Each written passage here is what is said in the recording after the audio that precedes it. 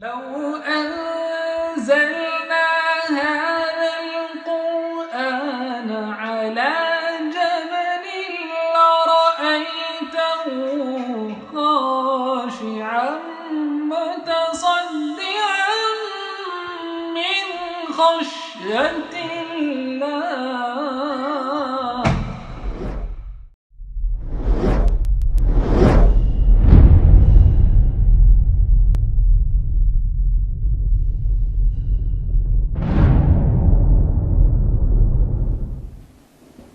نحمده ونصلي على رسوله الكريم وأعوذ بالله من الشيطان الرجيم بسم الله الرحمن الرحيم ما كان محمد أبا أحد من رجالكم ولكن رسول الله وخاتم النبيين وكان الله بكل شيء عليما.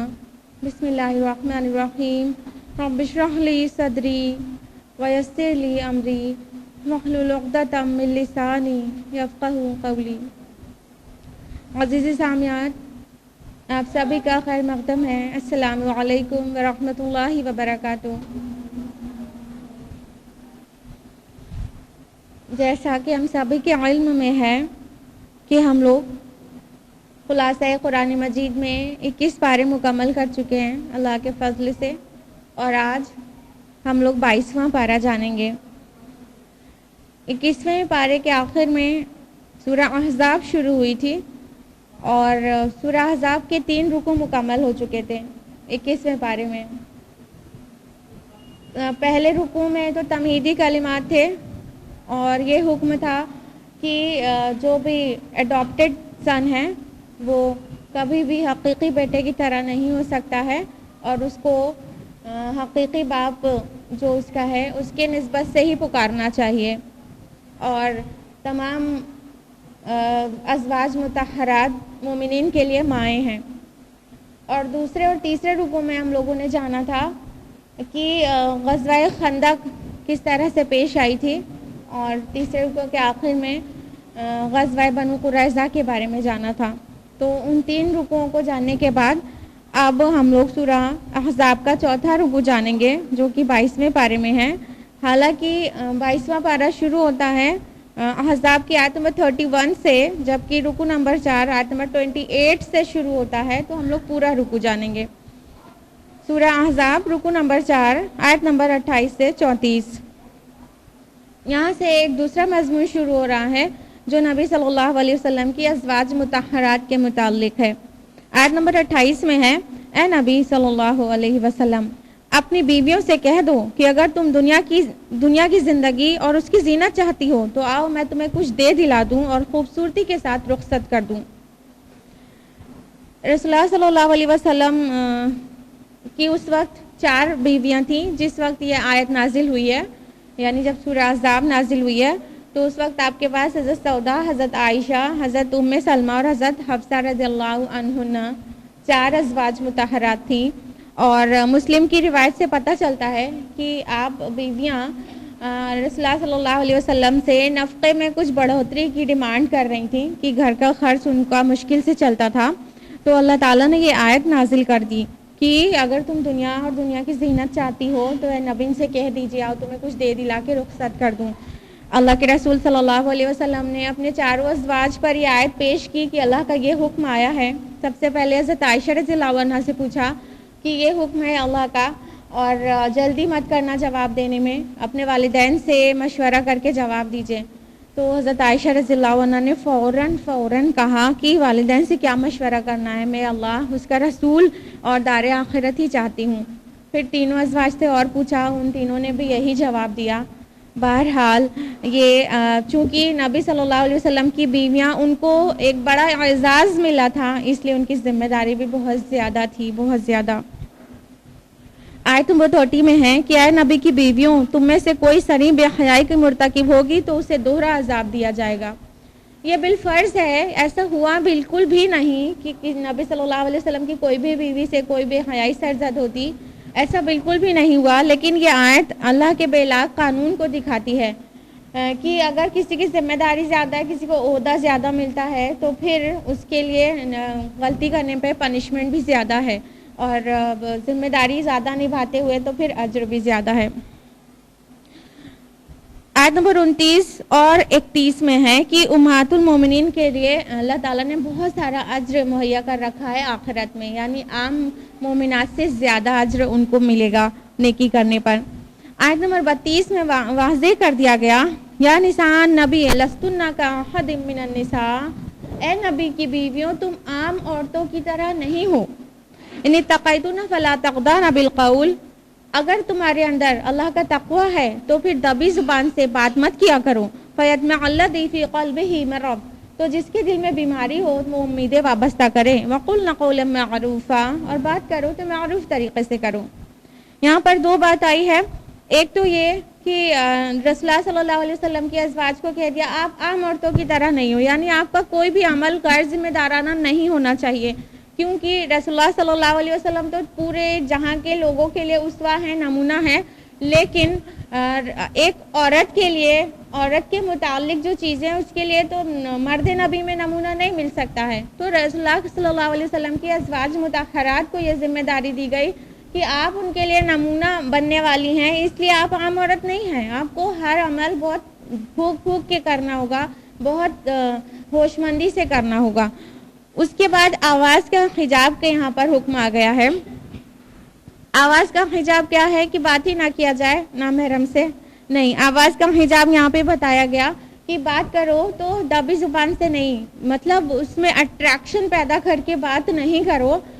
اس کی وجہ بھی وہیں کے وہیں بتائی گئی کہ اگر کسی کے دل میں بیماری ہو، کہنے کا مطلب وہ خود دل کا مریض ہو، ان دا سینس کہ وہ شریف انسان نہ ہو، تو وہ امیدیں وابستہ کر سکتا ہے، وہ کچھ آپ سے ایکسپیکٹ کرنے لگے گا، تو اس لیے معروف طریقے سے بات کرو۔ یوں تو ایڈریس کیا گیا ہے امہات المؤمنین کو، لیکن امہات المؤمنین کی وساطت سے ہم سب کے لیے یہی حکم ہے۔ آیت نمبر 33 ہے، وَقَرْنَا فِي بُيُوتِكُنَّ وَلَا تَبَرَّجْنَا تَبَرُّجَ الْجَاهِلِيَّةِ الْأُولَىٰ، اور اپنے گھروں میں قرار سے بیٹھو اور قدیم جاہلیت کے زمانے کی عورتوں کی طرح اپنے آپ کو دکھاتی نہ پھرو۔ یہاں پر تبرج کرنے سے روکا گیا ہے۔ تبرج کا مطلب ہوتا ہے شو آف کرنا، دکھانا، اور اپنے سچ سنور کے بے پردگی کرنا۔ تو سورہ احزاب کو ہم نے پہلے ہی بتایا، اس میں پردے کے بہت سارے احکامات ہیں، تو منع کیا گیا اس چیز کے لیے کہ اپنے آپ کو دکھایا جائے، تو باحیا خاتون کے لیے یہ بالکل بھی زیب نہیں دیتا ہے کہ وہ اپنی بیوٹی کو اور اپنے گلیمر کو اور اپنی زیب و زینت جو اس نے اختیار کی ہے اس پر کسی کی بھی نظر پڑنے دیں۔ اسی آیت میں آگے فرمایا، اور صلاح قائم کرو اور زکوٰۃ ادا کرو اور اللہ اور اس کے رسول کی اطاعت کرو۔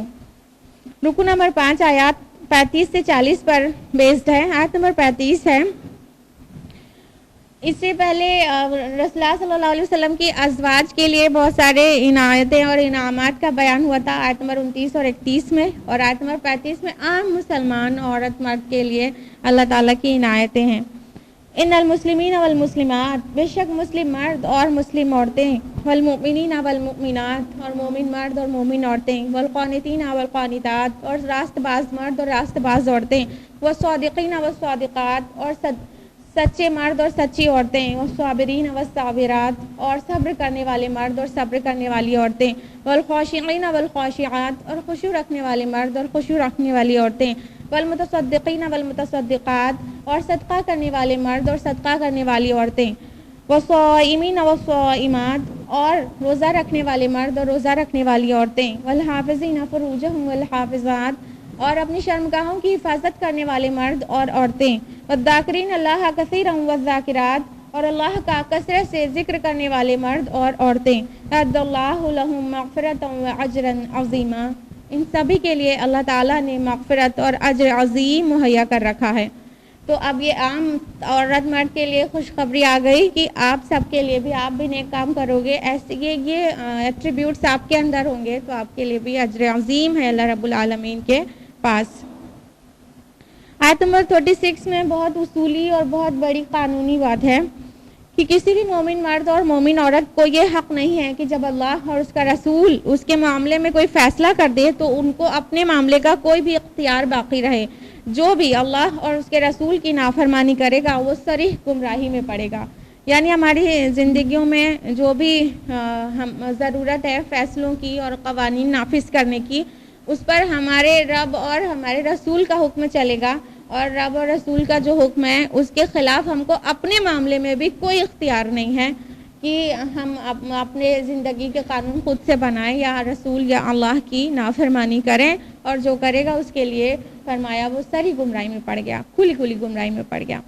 آیت نمبر 37 میں ہے، اے نبی جب تم اس شخص سے کہہ رہے تھے جس پر اللہ نے احسان کیا تھا اور تم نے بھی، کہ اپنی بیوی کو اپنے پاس رکھو اور اللہ سے ڈرو، اور اپنے دل میں وہ بات چھپا رہے تھے جو اللہ ظاہر کرنے والا تھا، تم لوگوں سے ڈر رہے تھے، حالانکہ اللہ تعالیٰ اس بات کا زیادہ حقدار ہے کہ تم اس سے ڈرو. اب یہ بات آ گئی ہے حضرت زینب رضی اللہ عنہ سے نکاح کے متعلق. حضرت زینب رضی اللہ عنہ جو کہ رسول اللہ صلی اللہ علیہ وسلم کی پھوپھی ذات بہن ہے، ان کا نکاح آپ کے منہ بولے بیٹے یا آپ کے آزاد کردہ غلام حضرت زید بن حارثہ سے ہوا تھا، لیکن دونوں میں مزاج نہیں میل کھاتا تھا. روزانہ کوئی نہ کوئی کمپلینز رہتی تھی، یہاں تک کہ حضرت زید بن حارثہ کو اللہ کے رسول کہہ رہے تھے رکھو اپنے پاس بیوی کو، لیکن حضرت زینب ان سے طلاق چاہتی تھی. تو اللہ تعالیٰ کی مرضی یہ تھی کہ حضرت زینب کو طلاق دے دیں اور پھر عدت پوری ہونے کے بعد رسول اللہ صلی اللہ علیہ وسلم ان سے نکاح کر لیں. لیکن چونکہ حضرت زید بن حارثہ رضی اللہ عنہ رسول اللہ صلی اللہ علیہ وسلم کے منہ بولے بیٹے جیسے تھے، کیونکہ اس سے آپ نے ان کو پالا تھا، غلام تو تھے آزاد کردہ لیکن بالکل بیٹے کی طرح پالا تھا، اور آپ صلی اللہ علیہ وسلم اس بات سے بہت جھیپ رہے تھے کہ لوگ کیا کہیں گے، کیونکہ ہم نے آپ کو بتایا تھا پہلے رکوع میں کہ منہ بولے بیٹے کو حقیقی بیٹے کا درجہ دیا جاتا تھا اور اس کی طلاق شدہ یا اس کی بیوہ سے نکاح کرنے کا چلن نہیں تھا. تو اس بات پہ رسول اللہ صلی اللہ علیہ وسلم تھوڑا سا دقت محسوس کر رہے تھے. تو اللہ تعالیٰ نے فرمایا کہ آپ اس بات کو چھپانا چاہ رہے تھے اور اللہ ظاہر کرنا چاہ رہا تھا، اور آپ لوگوں سے ڈر رہے تھے اور اللہ چاہتا ہے کہ آپ اس سے ڈریں. آپ اللہ زیادہ مستحق ہے اس بات کا کہ اس سے ڈرا جائے. اور اللہ تعالیٰ اس جو ٹریڈیشن تھا کہ منہ بولے بیٹے جو ہیں ایڈاپٹڈ سن ان کو حقیقی بیٹا سمجھا جائے، اور اس ٹریڈیشن کو توڑنا تھا اور ان کو جو بھی اختیارات اور جو بھی قوانین وہاں پہ چل رہے تھے اس کو توڑ کے اللہ تعالیٰ کو اپنا قانون لاگو کرنا تھا. تو اللہ کے رسول اس سے پہلے اس بات سے تھوڑا سا گھبرا رہے تھے کہ وہ کیسے نکاح کریں گے، لوگ کہیں گے کہ اپنی بہو سے نکاح کر لیا. تو اس طرح اللہ تعالیٰ نے وحی کے ذریعے بات کو کھول دی تو آپ کا کام اور آسان ہو گیا. اسی آیت میں آگے ہے، اور جب زید ان سے اپنی غرض پوری کر چکا تو ہم نے اس کو تمہاری زوجیت میں دے دیا تاکہ منہ بولے بیٹوں کے معاملے میں جب کہ وہ ان کی اپنی غرض پوری کر چکے ہوں کوئی تنگی نہ رہے، اور اللہ کے حکم کو عمل میں آنا ہی تھا. تو اللہ تعالیٰ نے وحی کے ذریعے نکاح کر دیا حضرت زینب رضی اللہ عنہ کا اور رسول اللہ صلی اللہ علیہ وسلم کا جب ان کی عدت پوری ہو چکی تھی حضرت زید کے طلاق سے. اور یہاں پہ غور کرنے کی بات جو ہے ایک چیز اور ہے، وہ آیت نمبر 37 پہ ہیں ہم لوگ، اور آیت نمبر 37 میں یہاں پر زید لفظ آیا ہے. قرآن مجید اٹھا کر دیکھ لیجئے اور ڈھونڈ ڈالیے، کسی بھی صحابی کا نام موجود نہیں ہے سوائے زید بن حارثہ کے. اس زید جو نام آیا ہے اس کے علاوہ کوئی بھی صحابی کا نام قرآن مجید کے ٹیکسٹ میں موجود نہیں ہے. تو یہ حضرت زید تھے جو ایک غلام کو یہ شرف حاصل ہے کہ اس کا نام قرآن مجید میں اللہ تعالیٰ نے ہمیشہ کے لیے قائم کر دیا، اور جب زید لفظ پڑھا جائے گا انسان کو نیکی ملے گی. آیت نمبر 40 میں بھی بہت بہت بہت اہم بات ہے، ما کان محمد ابا احد من رجالکم ولکن رسول اللہ وخاتم النبیین وکان اللہ بکل شیء علیما، کہ محمد تمہارے مردوں میں سے کسی کے بھی والد نہیں ہیں بلکہ رسول ہیں اللہ کے اور خاتم النبیین، نبیوں کو ختم کرنے والے، اور اللہ تعالیٰ کو ہر چیز کا علم ہے.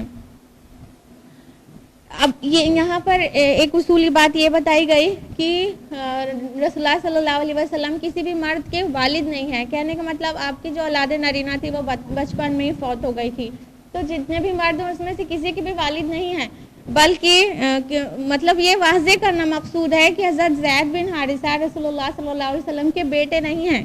وہ اڈاپٹڈ سن کو ایکچولی سن کا جگہ نہیں مل سکتی ہے. اور رسول ہیں اللہ کے، یہ تو بہت بار ہے قرآن مجید میں، لیکن یہاں پہ جو اہم بات ہے، جو یونیک ہے، جو کہیں پہ اور نہیں ہے، وہ خاتم النبیین، یہ لفظ قرآن مجید میں صرف یہیں پر آیا ہے۔ خاتم مینس ہوتا ہے مہر، اور خاتم النبیین سبھی نبیوں پر مہر، کہنے کا مطلب آخری نبی، اس کے بعد کوئی نبی نہیں آئے گا۔ اور جو بھی نبی ہوتا ہے اس کے لیے ضروری نہیں ہے کہ وہ رسول ہو، رسول اور ہائر ڈگری ہے، اور جو رسول ہے اس کے لیے تو ضروری ہے کہ وہ نبی بھی ہوتا تھا۔ تو جب نبی ہی آنا بند ہو گئے تو رسول آنے کا کوئی سوال ہی پیدا نہیں ہوتا، وہ الٹیمیٹ ہے کہ پھر رسول بھی نہیں آئیں گے، تو نبی آخری ہو گئے تو رسول بھی آخری ہو گئے۔ قادیانیت میں یہی ہے کہ وہ نبی اور رسول کی ڈیفینیشن الٹی کرتے ہیں، کہتے ہیں نبی آنا بند ہو گئے ہیں، اب رسول آ سکتے ہیں، اور غلام احمد قادیان کو کہتے ہیں کہ وہ اللہ کا رسول ہے، نعوذ باللہ۔ تو یہاں پر خاتم النبیین کہا گیا ہے، اور نبی کی صحیح ڈیفینیشن یہ ہے کہ نبی انڈر کی ڈگری ہے اور رسول اور اوپر کی ڈگری ہے اور اوپر کی شرف ہے، تو رسول آنا بند ہو ہی جانا ہے جب نبی کا آنا بند ہو گیا۔ تو اللہ کے رسول آخری نبی ہیں، آخری رسول ہیں، قرآن کی یہ آیت شاہد ہے۔ رکو نمبر 6 جو کہ آیات 41 سے 52 پر مشتمل ہے۔ آیت نمبر 41 سے 44 میں مومنین کے لیے عبادات کے احکام ہیں، اور آیت نمبر 45 سے 47 میں رسول اللہ صلی اللہ علیہ وسلم کے مقصد بعثت کا بیان ہے کہ آپ صلی اللہ علیہ وسلم بشیر بنا کر بھیجے گئے، نذیر بنا کر، یعنی خوشخبری سنانے والے اور آگاہ کرنے والے، اور روشن چراغ بنا کر بھیجے گئے، مطلب گمراہی کے اندھیرے کو دور کر دینے والے۔ آیت نمبر 49 میں ہے کہ کوئی بھی مسلمان اگر نکاح کے بعد اپنی بیوی کو ہاتھ لگانے سے پہلے اگر وہ طلاق دے دیتا ہے تو اس پر کوئی عدت واجب نہیں ہے، اس کی بیوی پر کوئی عدت واجب نہیں ہے، اور اگر مہر مقرر نہیں ہوا ہے تو کچھ نہ کچھ دے دلا دینا چاہیے بیوی کو، اور اگر مہر مقرر ہو گیا ہے تو مہر کا آدھا دینا ضروری ہے، یہ اللہ کا حکم ہے، اور اس سے پہلے سورہ بقرہ کی آیت نمبر 237 میں بھی یہ حکم آ چکا تھا۔ آیت نمبر 52 میں ہے کہ آپ صلی اللہ علیہ وسلم کو ایک کرائٹیریا بتایا گیا ہے کہ یہ طرح کی عورتوں سے آپ نکاح کر سکتے ہیں، لیکن آپ کسی کو بھی طلاق دے کے دوسرا نکاح نہیں کر سکتے، یعنی آپ صلی اللہ علیہ وسلم کے لیے یہ جائز نہیں تھا کہ وہ اپنی کسی بھی بیوی کو طلاق دیں۔ رکو نمبر 7 آیت نمبر 53 سے 58 پر بیسڈ ہے۔ آیت نمبر 53 میں نبی صلی اللہ علیہ وسلم کی تکریم اور تعظیم کے کچھ احکامات ہیں۔ پہلا یہ کہ آپ صلی اللہ علیہ وسلم کے گھر کوئی داخل نہ ہو بغیر اجازت لیے، یہ عام گھروں میں جانے کے لیے بھی ہے اجازت لینا، وہ سورہ نور میں ہم لوگوں نے جانا تھا، اور یہاں پر نبی صلی اللہ علیہ وسلم کے گھروں میں جانے کے لیے خصوصیت سے منع کیا گیا ہے کہ کوئی بھی مسلمان نبی کی اجازت کے بغیر گھر میں نہ جائے۔ دوسری بات یہ کہ جب ان کو دعوت دی جائے، مدعو کیا جائے کھانے وغیرہ پر، تو کھانے کی تیاری کے انتظار میں پہلے سے جا کر نہ بیٹھ جائے، اور کھانا کھا چکنے کے بعد ٹھہرا نہ رہے۔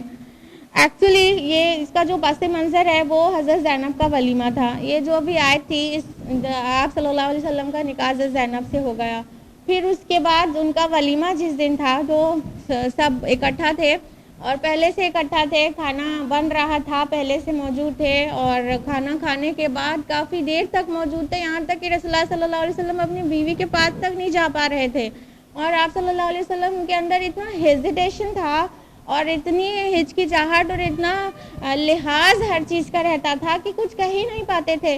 تو اللہ تعالیٰ نے آپ کا کام آسان کر دیا کہ کوئی ضرورت نہیں ہے نبی کے گھر میں جا کر بیٹھنے کی۔ سوچئے کوئی کبھی تھوڑا سا زیادہ نام رہتا ہے تو اس کے گھر جا کے انسان گھنٹوں بیٹھنا چاہتا ہے، تو سوچو رسول کے یہاں جا کے بیٹھنے کا کتنا شوق چڑھتا ہوگا لوگوں کو۔ تو اس طرح تو آپ صلی اللہ علیہ وسلم بڑے مشقت میں پڑ جاتے تھے، تو اللہ تعالیٰ نے اس کا ایک اصول بنا دیا کہ پہلے سے نہ جا کر بیٹھنا ہے کھانے کے انتظار میں، اور نہ کھانا کھا کر ادھر ادھر کی گوسپ کرتے رہنا ہے بیٹھ کر۔ اس کے علاوہ حکم ہے کہ نبی صلی اللہ علیہ وسلم کی بیویوں سے کچھ مانگنا ہے تو پردے کے پیچھے سے مانگو۔ یہ حکم آپ کی ازواج کے وساطت سے ہم سب کے لیے بھی اپلیکیبل ہے کہ کوئی بھی نامحرم سے انٹریکٹ ہونا ہے تو پردے کی آڑ سے انٹریکٹ ہونے کی ضرورت ہے، کچھ لین دین کرنا ہے تو بیچ میں پردہ حائل ہونا چاہیے، پردہ جو ہوتا ہے اس کا اس طرح کا استعمال ہونا چاہیے۔ اور یہ حکم ہے کہ نبی صلی اللہ علیہ وسلم کی وفات کے بعد بھی مسلمانوں کے لیے جائز نہیں ہے کہ آپ کی بیوہ سے نکاح کریں. یعنی آپ صلی اللہ علیہ وسلم کی جتنی ازواج ہیں وہ امہات المؤمنین ہیں, مومنین کی مائیں ہیں. کسی بھی مومن کے لیے یہ جائز نہیں تھا کہ آپ کے وفات کے بعد بھی کسی سے بھی کوئی نکاح کرے. آیت نمبر 56 میں ہے ان اللہ و ملائکتہ یصلون علی النبی یا ایھا الذین آمنوا صلوا علیہ وسلموا تسلیما. اللہ تعالیٰ اور ملائکہ نبی صلی اللہ علیہ وسلم پر درود بھیجتے ہیں. اے لوگوں جو ایمان لائے ہو تم بھی اللہ کے رسول پر درود و سلام بھیجا کرو. سبحان اللہ. اللہ کے رسول پر درود بھیجنے سے 10 نیکی ملتی ہے, اور انسان کے ذمے ہے جب بھی آپ کا ذکر آئے, آپ کا نام آئے, تو انسان کا مسلمان کے ذمے ہے کہ وہ آپ پر درود بھیجے. رکو نمبر 8 جو کہ آیات 59 سے 68 پر بیسڈ ہے. آیت نمبر 59 پردے کے متعلق آیت ہے اور بہت اہم ہے. یا ایھا النبی قل لازواجک و بناتک و نساء المؤمنین یدنین علیہن من جلابیبہن ذالک ادنیٰ ان یعرفن فلا یؤذین وکان اللہ غفورا رحیما. اے نبی اپنی بیویوں, بیٹیوں اور مومنوں کی عورتوں سے کہہ دیجئے کہ وہ جب بھی باہر جائیں تو اپنا جلباب لے لیا کریں تاکہ وہ شریف زادی پہچانی پڑیں اور کوئی ان کی عزت سے نہ کھیلے.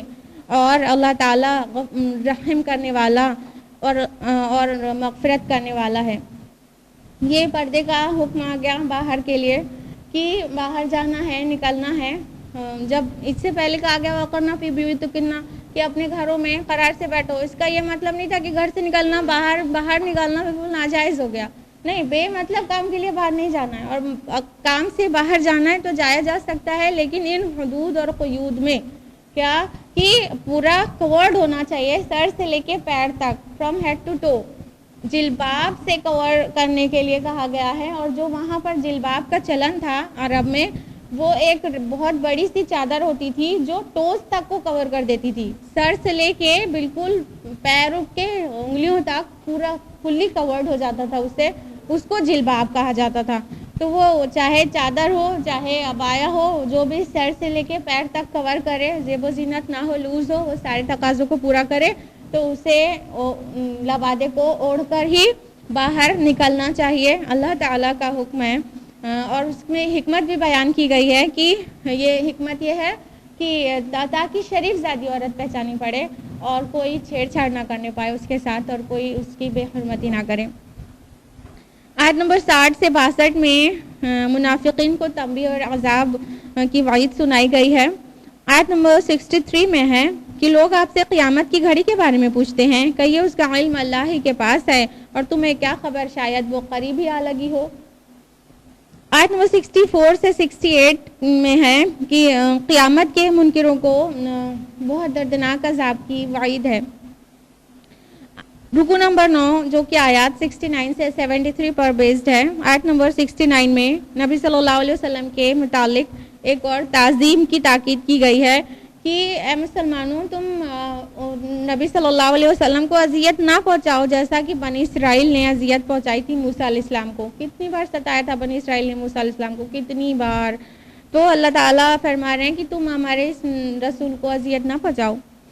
آیت نمبر 70 میں ہے یا ایھا الذین آمنوا اتقوا اللہ وقولوا قولا سدیدا. اے لوگو جو ایمان لائے ہو, اللہ کا تقوی اختیار کرو اور بات کرو تو سیدھی بات کرو. یعنی بات میں پیچ اور ٹیڑھ نہ ہو, بات سیدھی اسٹریٹ بات ہو, واضح سیدھی صاف بات کرنے کے لیے کہا گیا. صاف بات کتنی اچھی لگتی ہے, اگلا صاف بات کرتا ہے تو ہمیں کتنا اچھا لگتا ہے. تو صاف بات, سیدھی بات, اسٹریٹ بات کرنا چاہیے. آیت نمبر 72 میں ہے اور ہم نے اپنی امانت کو آسمان و زمین اور پہاڑوں کے سامنے پیش کیا تو انہوں نے اسے اٹھانے سے انکار کر دیا اور اس سے ڈر گئے, مگر انسان کہ اس نے اٹھا لیا, بلا شبہ وہ بڑا ظالم اور جاہل ہے. یہاں جو امانت لفظ آیا ہے اس کے مفسرین نے ڈفرینٹ تعویل دی ہے.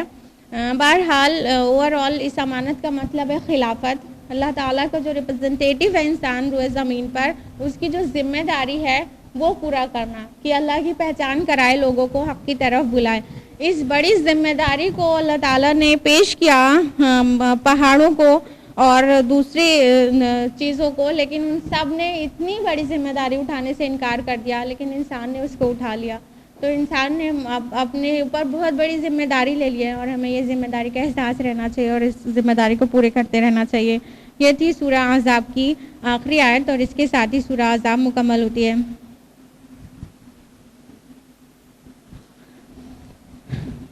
اب وہ بڑھتے ہیں سورہ سبا کی طرف جو کہ مکی سورہ ہے. 6 رکوع اور 54 آیات ہیں اور اس کا نام سورہ سبا اس لیے کیونکہ آیت نمبر 15 میں لقد کان لسبعین فی مسکنہم آیہ فقرہ استعمال ہوا ہے, یعنی قوم سبا کا چھوٹا سا ذکر ہے. جہاں تک زمانے نزول کی بات ہے تو اس کے مضامین سے اندازہ ہوتا ہے کہ مکہ کے دور وسطیٰ میں نازل ہوئی ہوگی, درمیانی دور میں. اور اس کا جو مرکزی مضمون ہے وہ یہ کہ اللہ تعالیٰ کی ہی ذات ہے جو خوبیوں اور کمالات سے متصف ہے اور اس کا ہی شکر ہونا چاہیے اور اس کی ہی تعریف ہونا چاہیے. اور اللہ تعالیٰ کے شکر کی واحد صورت یہ ہے کہ توحید اور آخرت پر ایمان لایا جائے. تو اسی کے ارد گرد یہ سورہ گھومتی ہے.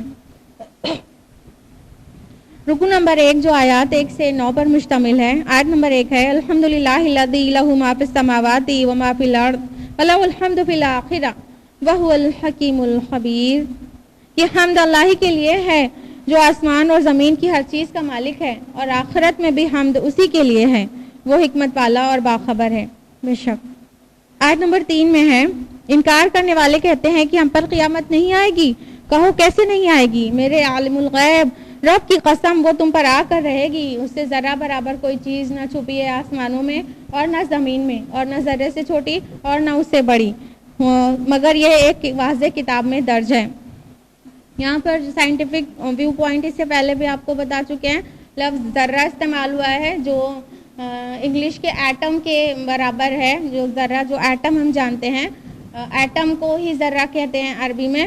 تو ذرے سے چھوٹی بات کا تصور یہاں پہ موجود ہے, یعنی ایٹم سے چھوٹے پارٹیکل وجود رکھتے ہیں. قرآن اشارہ دے رہا ہے, اب جا کے ہم جان پائے ہیں قرآن مجید آنے کے کم سے کم 1300 سال بعد, 1200-1300 سال بعد کہ ایک ایٹم کے اور 3 پارٹیکلز ہوتے ہیں, پروٹون, نیوٹرون اور الیکٹرون.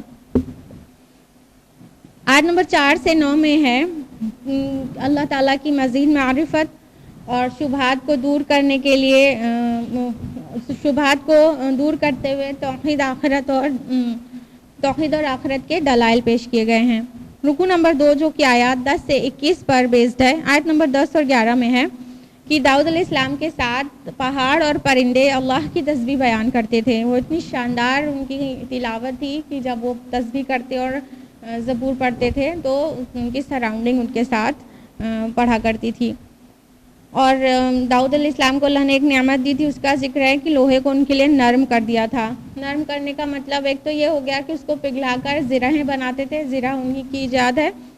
اور کچھ مفسرین کا یہ بھی کہنا ہے کہ یہ تو عام بات ہو گئی پگھلا کر چیزیں بنانا, تو اللہ تعالیٰ نے ان کے ہاتھ پر لوہے کو خاص نرمی الگ سے بھی دی تھی. واللہ عالم. آیت نمبر 12 اور 13 میں سلیمان علیہ السلام کا تذکرہ ہے کہ اللہ تعالیٰ نے ہوا کو ان کے لیے مسخر کر دیا تھا اور صبح کے چند گھنٹوں میں وہ مہینے بھر کی مسافت طے کر لیتے تھے اور شام کے چند گھنٹوں میں مہینے بھر کی مسافت طے کر لیتے تھے. اور اللہ تعالیٰ نے فرمایا ان کے لیے کہ ہم نے اس کے لیے تانبے کا چشمہ بہا دیا. اس کا بھی 2 مطلب لیتے ہیں مفسرین. ایک تو یہ کہ تانبے کا چشمہ پھوٹ نکلا تھا. کھانوں میں تانبا پایا جاتا ہے لیکن کانوں میں سے نکالنا کٹھن ہوتا ہے, تو کوئی تانبے کا چشمہ بہتا تھا, اس سے وہ کام کراتے تھے.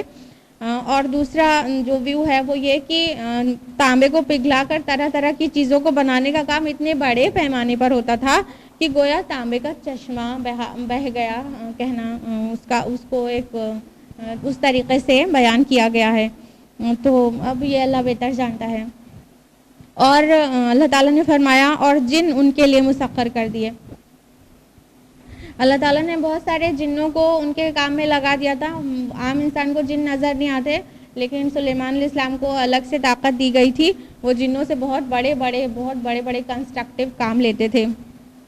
آیت نمبر 14 میں ہے کہ سلیمان علیہ السلام کی موت بھی معجزانہ تھی. جب ان پر موت وارد ہو گئی تو کسی جن کو پتہ نہیں چلا اور وہ سب کنسٹرکشن کے کام میں تھے, تعمیر کا کام کر رہے تھے, اور جو سلیمان علیہ السلام کی لاش تھی وہ عصا پر ٹیک لگائے کھڑی رہ گئی تھی، یہاں تک کہ عصا کو جب گھن کھا گیا اور عصا گرا تو لاش گری، تب جا کے جنوں کو پتہ چلا کہ سلیمان علیہ السلام تو پہلے سے ہی فوت ہو چکے تھے اور تب تک تعمیر کا کام مکمل ہو چکا ہوگا، کیونکہ جب اللہ نے چاہا تب ان کو پتہ چلا۔ اور یہ بات بتانا کا مقصود جو ہے اللہ تعالیٰ کا وہ یہ کہ جن جو ہیں ہرگز ان کو غیب کی خبر نہیں ہوتی، اگر وہ غیب جانتے ہوتے تو ان کو پتہ نہیں چل جاتا کہ سلیمان علیہ السلام فوت ہو چکے ہیں اور وہ اپنا کام چھوڑ دیتے۔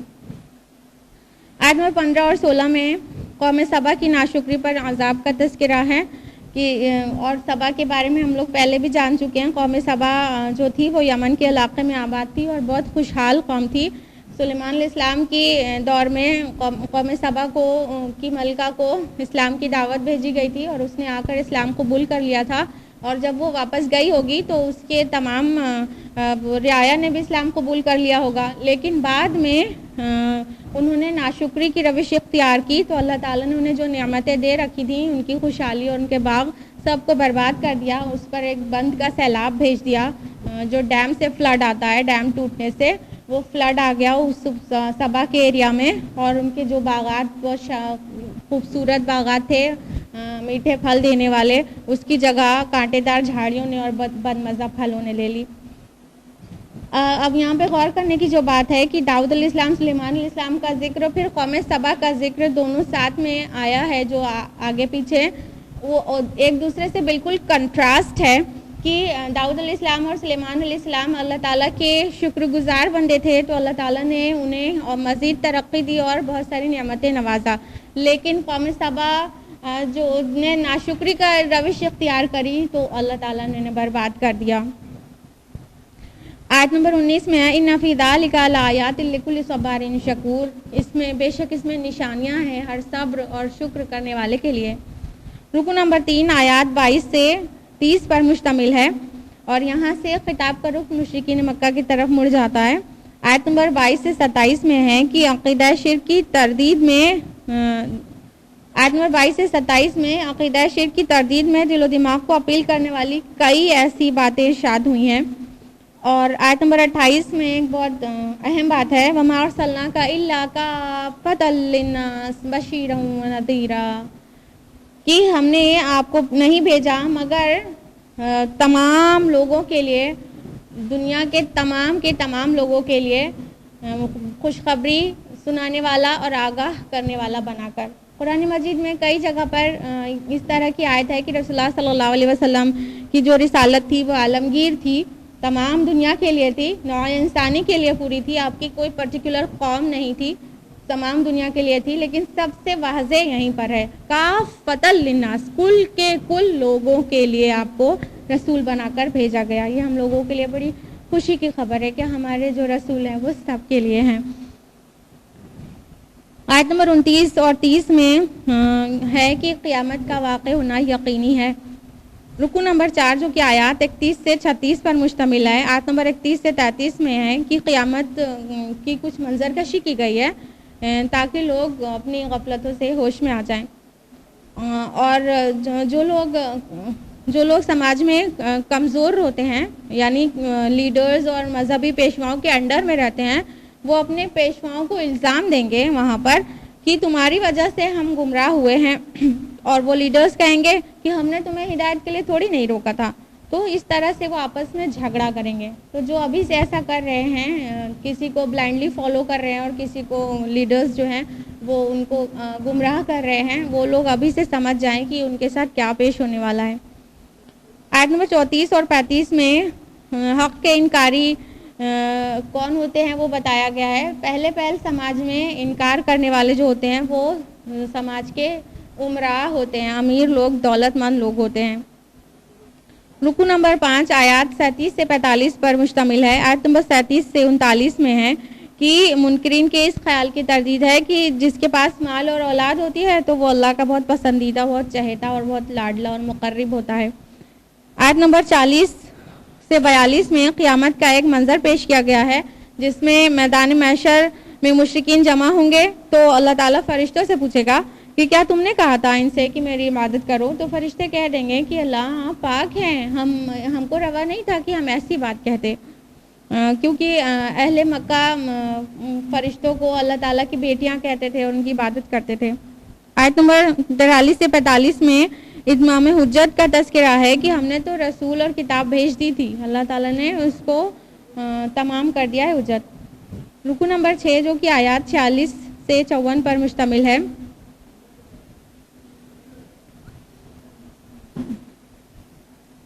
آیت نمبر 46 سے 50 میں ہے کہ مشرکین کو سوچنے اور غور و فکر کرنے کی نصیحت کی گئی ہے کہ آپس میں مل کر اور کبھی اکیلے بیٹھ کر سوچو تو صحیح کہ جو ہمارے نبی کو مجنون کہہ رہے ہو یہ کہاں تک صحیح ہے، کہاں تک جائز ہے، اور وہ تم سے کوئی بدلہ بھی تو نہیں مانگتا، کیا تمہارا دل اس بات پر ٹھکتا ہے کہ جو کہہ رہے ہو وہ صحیح ہے؟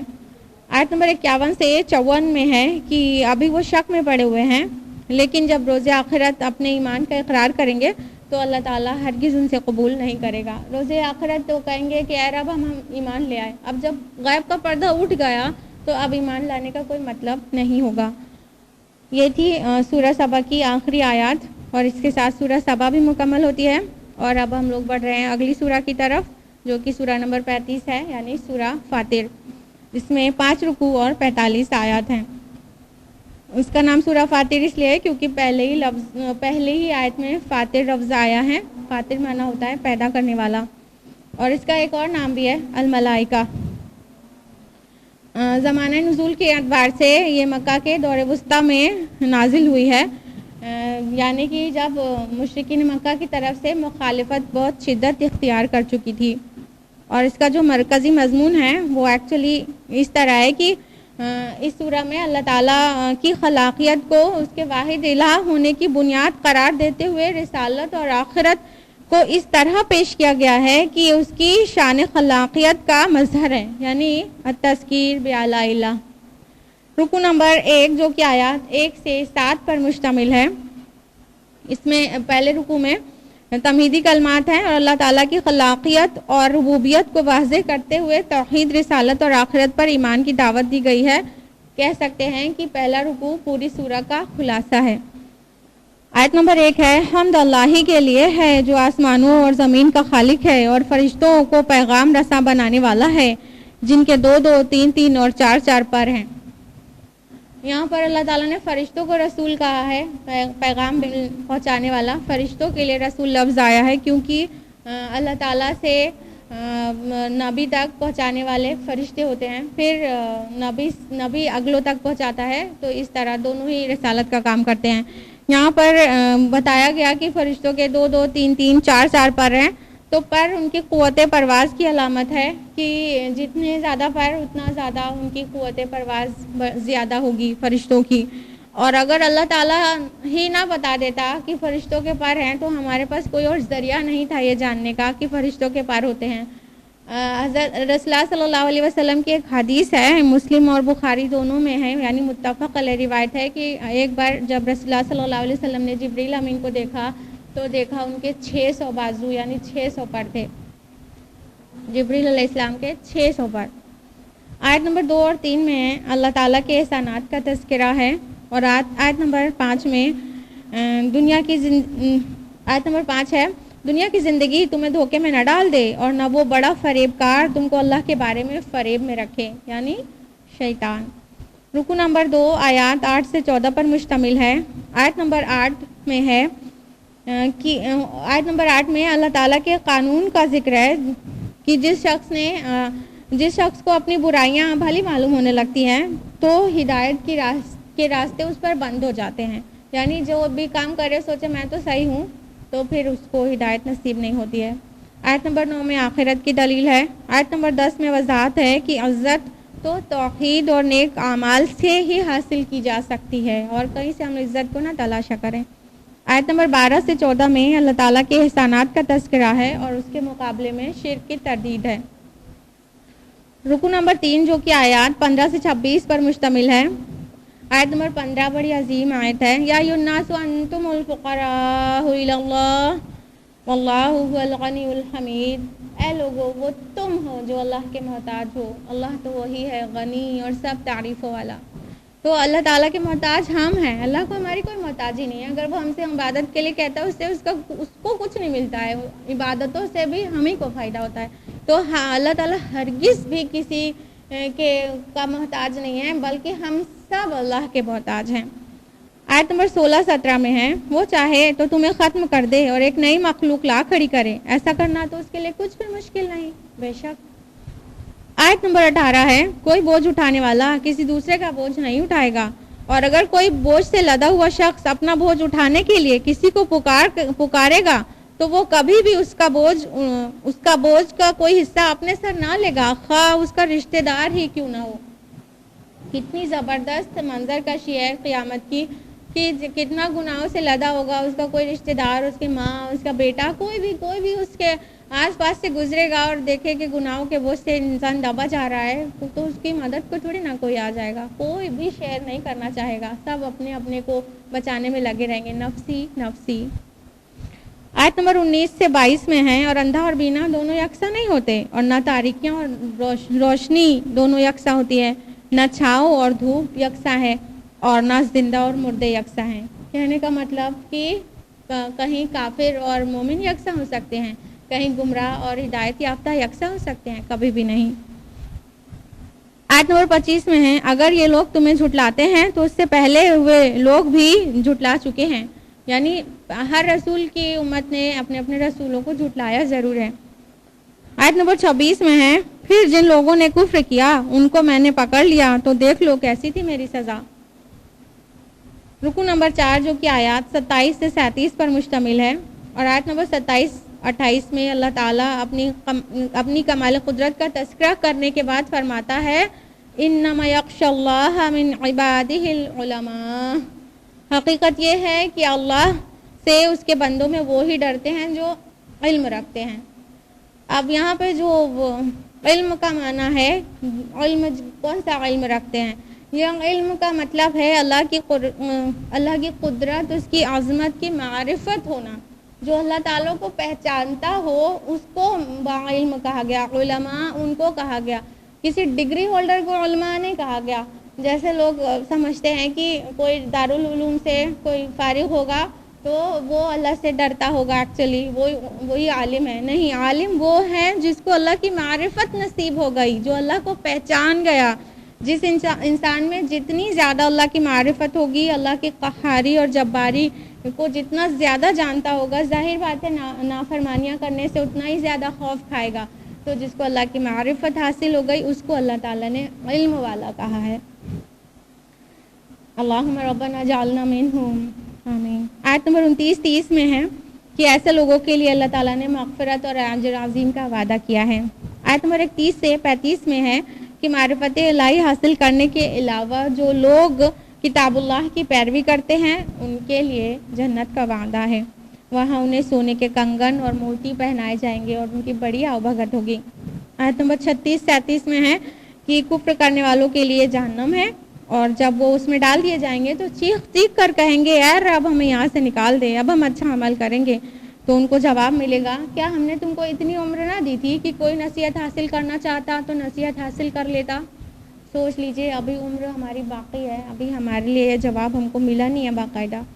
رکو نمبر 5 آیات 38 سے 45 پر بیسڈ ہے، اور اس پورے رکو میں شرک کی تردید کی گئی ہے. آیت نمبر 40 ہے، جن کو تم اللہ کو چھوڑ کر پکارتے ہو مجھے بتاؤ انہوں نے زمین میں بھی کوئی چیز پیدا کی ہے؟ آیت نمبر 41 میں ہے، بلا شبہ اللہ ہی ہے جو آسمانوں اور زمین کو تھامے ہوئے ہے کہ وہ ٹل نہ جائے، تو اس کے بعد کوئی نہیں کہ اس کو تھام سکے.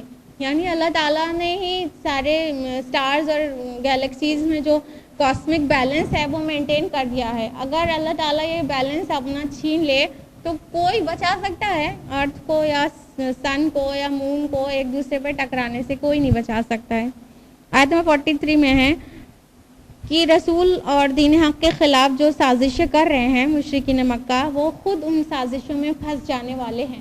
یہ بات کے لیے ہم کو بھی خوش ہونا چاہیے کہ اگر ہم بھی حق پر چلتے ہوئے اللہ کے دین کا کام کریں گے، امر بالمعروف اور نہی عن المنکر بالکل حق پہ رہتے ہوئے کریں گے، تو دنیا والے سازش کریں گے لیکن مطمئن رہیں کہ وہ اپنی سازشوں میں خود پھنسیں گے اور آپ کا بال بھی باقا نہیں ہونے دے گا اللہ تعالیٰ.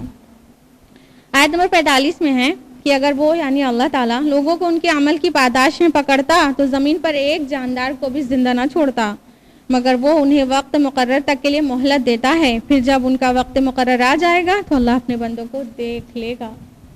یعنی اللہ تعالیٰ کی شان رحیمی ہے کہ ہم لوگ اتنے سارے خطائیں اور غلطیاں کرتے رہتے ہیں، پھر بھی اللہ تعالیٰ ہم کو نہیں پکڑ لیتا۔ اگر ہر غلطی پہ پکڑ لے تو کوئی زندہ بچنے والا ہی نہیں ہے، کوئی زمین پہ زندہ نہیں رہتا پھر۔ تو اللہ تعالیٰ کا ایک اصول ہے، اس پہ وہ اٹل ہے کہ سب کو مہلت ملنی ہے اور سب کو مہلت دیتا ہے، اور جب مہلت ختم ہو جاتی تو پھر ذرا سا پل بھر کی اور مہلت نہیں دیتا۔ یہ تھی سورہ فاطر کی آخری آیت، اور اس کے ساتھ ہی سورہ فاطر مکمل ہوتی ہے۔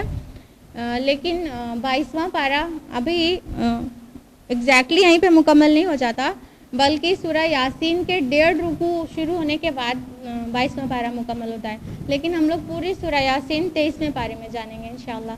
تو آج کے لیے اتنا ہی۔ ربنا تقبل منا انک انت السمیع العلیم، والسلام علیکم ورحمۃ اللہ وبرکاتہ۔